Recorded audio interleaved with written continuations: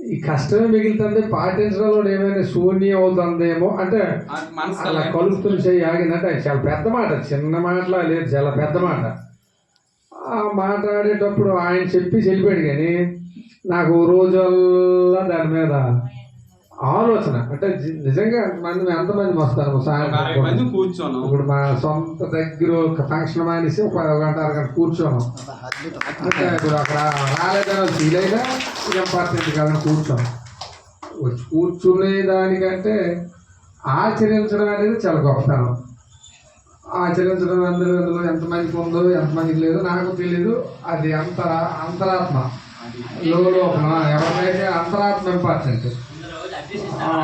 అభ్యాసం పక్క అభ్యాసం అనేది అంటే 2 రకాలు ఉంటుంది. శ్వాస మీద ధ్యాస అనేది అది మనం మైండ్ పెడితే ఆటోమేటిక్గా సక్సెస్ అవుతాము.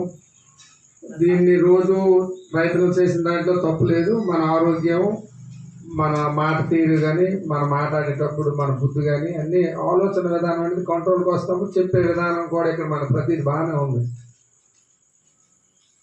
ఆచరణలోకి రాగలిగేటప్పుడే పక్కోడు కూడా మారుతాడు. ఆచరణ అనేది ప్రతిరోజు విన్న దాంట్లో ఒక పాయింట్ అయినా మనం గమనించాలి. ఒక్క విషయం గమనించుకోగలిగితే దాన్నే జీవితాంతం ఆచరణలో పెట్టుకోవచ్చు. అంటే మనం రోజు పుస్తకాలు చదివే దాంట్లో ప్రతిదీ ఉంటుంది. ఆచరణ లేవకే వదిలేసేసాం. ఆచరణ అనేది ఏంటంటే ఒక సంఘటితంగా పెట్టుకున్నాం.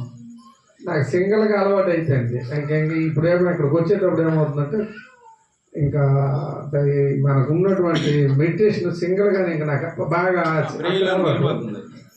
ఇక్కడ మాకు వచ్చినప్పుడు కన్ఫ్యూజ్గా ఉంది. అంటే ఈ పిరమిడ్లో జరుగుతున్నటువంటిది నిరంతరం అలవాటు పడితే ఖచ్చితంగా ఆ టైంకి అదే బాడీయే మనకు ఆటోమేటిక్గా సపోర్ట్ చేస్తుంది. ఇటువైపు అందరూ ఆరోగ్యంగా ఉండాలని, ఆనందంగా ఉండాలని మన గురువులు చెప్పినటువంటి సూచనలు ప్రతిదీ పాటిస్తూ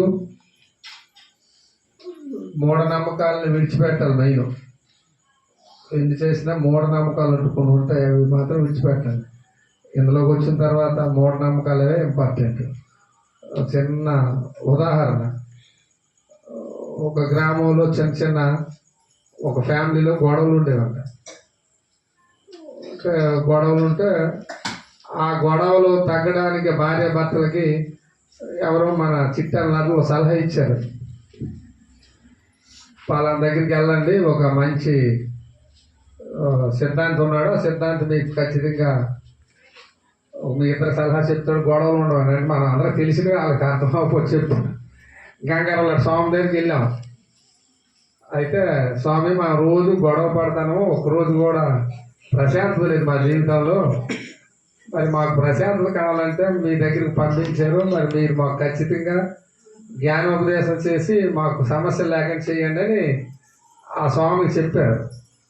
అయితే ఆ స్వామి ఏం చేశాడంటే ఖచ్చితంగా చేస్తానని చెప్పి దేవుడి మూల పూజ పెట్టి ఒక చెక్క మొక్క తీసుకొచ్చి, స్వామి ఈ చెక్క మొక్క ఎప్పుడు కూడా వచ్చినా నువ్వు నోట్లో పెట్టుకో, ఖచ్చితంగా నీకు సమస్య ఉండదు, గొడవలు ఉండదు అని చెప్పాడు ఆయన.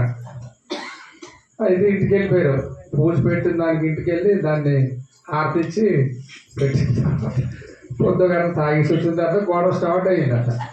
గొడవ స్టార్ట్ అయ్యి సిద్ధాంతి చెప్పాడు కదా నోట్లో ఈ చెక్క పెట్టుకోమని. ఇంకోటి చెక్క పెట్టుకుంటా అంటే ఒకళ్ళు గొడవ వేస్తే ఒక చెక్క పెట్టుకుంటా అరిసినాడు మరి గొడవ ఈవిడు చెక్క కొంత మాట్లాడగలలే.